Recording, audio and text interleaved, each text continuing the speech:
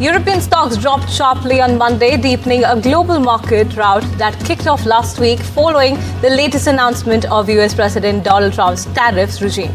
Stock futures tumbled early Monday, with contracts tied to the tech-heavy Nasdaq 100 dropping more than 5%, Dow Industrial Futures down 4%, Asian stock markets plunged, the Nikkei 225 dropped nearly 8%, Bitcoin and oil prices fell sharply.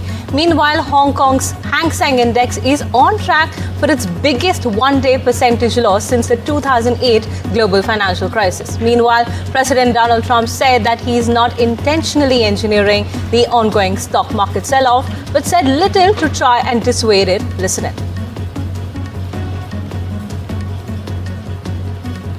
I don't want anything to go down, but sometimes you have to take medicine to fix something.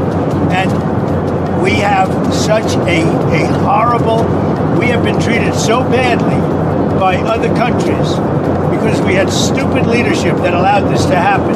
They took our businesses, they took our money, they took our jobs, they moved it to Mexico, they moved it to Canada, they moved a lot of it to China, and it's not sustainable. We're not going to do it.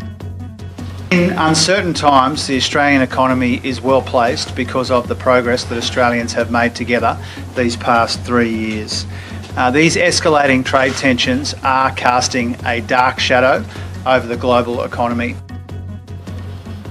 Let's go across to my colleague Sakshi Bajaj to get the latest. Sakshi, take us through how the Asian and European markets have reacted to the US stocks, which declined massively on Friday. And what can we expect once the US markets open?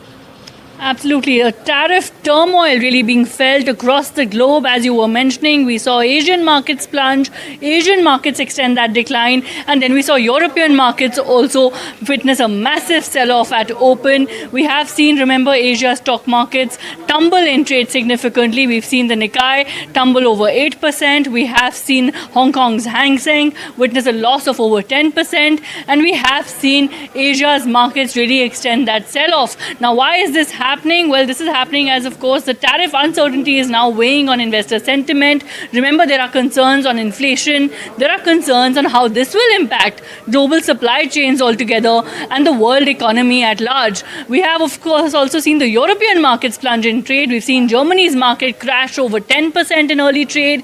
We have seen Paris, London, all these stock exchanges witness a downfall of over 6% already. So really an impact being felt across the globe. And remember, we've heard JP Morgan say there's a probability of 60% as far as world recession is concerned now. We've seen Goldman Sachs say that, look, now there's a probability of a 45% US recession as compared to their earlier already revised outlook of 35%. So a complete meltdown across the globe. Investors really jittery. Remember, investors don't like uncertainty, and US President Donald Trump is giving them just that. Right, Sakshi, stay with us. We'll just come to you in a moment. Now, the Indian equity markets also plunged sharply on Monday, with the Nifty 50 dropping 5.07% to 21,743 and the Sensex tumbling 3,939.68 points to 71,425.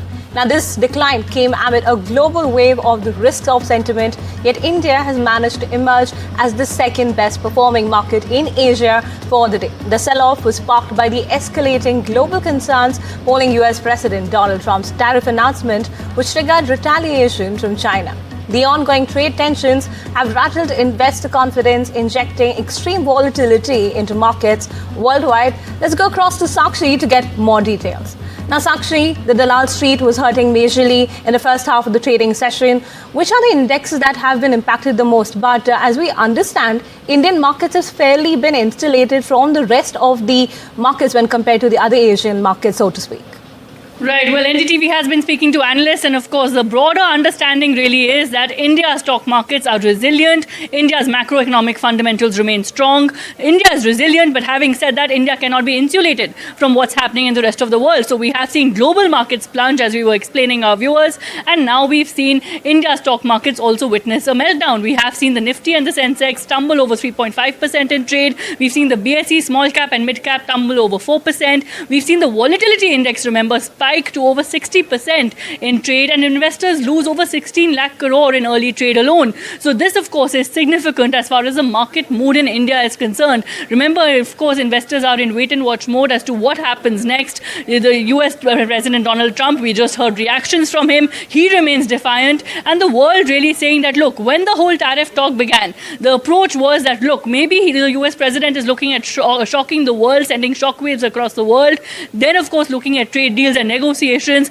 and then an implementation. But what has happened today across global markets and India, and as far as India's stock market meltdown is concerned as well, is raising alarms on whether trade war fears are now essentially mounting since the US President remains defiant, and if this will continue to impact global supply chains, global inflation. Remember, consumers, when tariffs will take place, what essentially happens? It essentially makes goods and services expensive for consumers. Inflation takes center stage, and that in turn could lead to a US recession and in turn impact the world, including India as well. So India can remain resilient. India's macro fundamentals remain strong. Economic indicators at large remain upbeat. But having said that, India cannot be insulated from what's happening in the rest of the world. Right, Sakshi. Thank you so much for getting us the latest on the Indian markets as well as the global markets, which have performed very poorly today, but the Indian markets still remain resilient. Now, moving on to the next story we're tracking. More than 50 countries have reached out to the White House to initiate trade talks after reciprocal tariffs were imposed globally on trade partners of the US officials from the US President Donald Trump's administration, as they defended the move amid the bloodbath at the US stock market after nearly $6 trillion in value was wiped out. Let's listen into what Trump said. Spoke to a lot of leaders, European, Asian, from all over the world. They're dying to make a deal. But I said, we're not going to have deficits with your country. We're not going to do that, because to me a deficit is a loss. We're going to have surpluses, or we're at worst going to be breaking even. But China would be the worst in the group, because the deficit is so big and it's not sustainable. Taiwanese President Lai Ching-te announced that Taipei would not retaliate with the sweeping new US tariffs. Offering zero tariffs as basis for talks with the US, Taiwan was hit by 32% tariffs in the expansive import levies announced by US President Donald Trump. US tariffs, however, do not apply to semiconductors, a major Taiwanese export. Lai also said that his government would instead encourage the purchasing of products from the US to reduce the trade deficit between the two countries. Let's listen in to what he said. 面对美国的对等关税，台湾没有计划采取关税报复。企业对美国的投资承诺，只要符合国家利益，也不会有任何改变。但我们要让美国清楚知道，台湾对于美国经济发展的贡献。更重要的是，我们要积极掌握全球经济情势的变化，加强台美产业合作，提升台湾产业在全球供应链的地位。 Crowds of people are angry about the way President Trump is running the country marched and rallied in scores of American cities over the weekend in the biggest day of demonstrations yet by an opposition movement, trying to regain its momentum after the shock of the Republicans' first few weeks in office. The so-called hands-off demonstrations were organized from more than 1,200 locations in all of the 50 states by more than 150 groups, including civil rights organizations, labor unions, LGBTQ plus advocates, veterans, and election activists. The rallies appeared peaceful with no immediate reports of arrest. Asked about the protest, the White House said in a statement that President Trump's position is clear. He will always protect Social Security, Medicare, and Medicaid for eligible beneficiaries.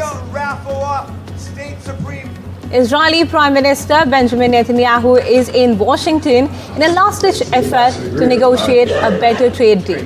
Days after the US imposed 17% tariffs on Israel, Netanyahu is the first foreign leader to travel to Washington in an attempt to negotiate the trade pact, with the Prime Minister meeting top US officials in Washington. This is the second meeting between the two leaders since Trump returned to the White House in January and comes after the resumption of the hostilities in the Gaza Strip. Trump has pressed Tehran for a new deal on its nuclear program, though little progress has been made, with widespread speculation that Tel Aviv, possibly with US help, might launch a military strike on Iranian facilities if no agreement is reached.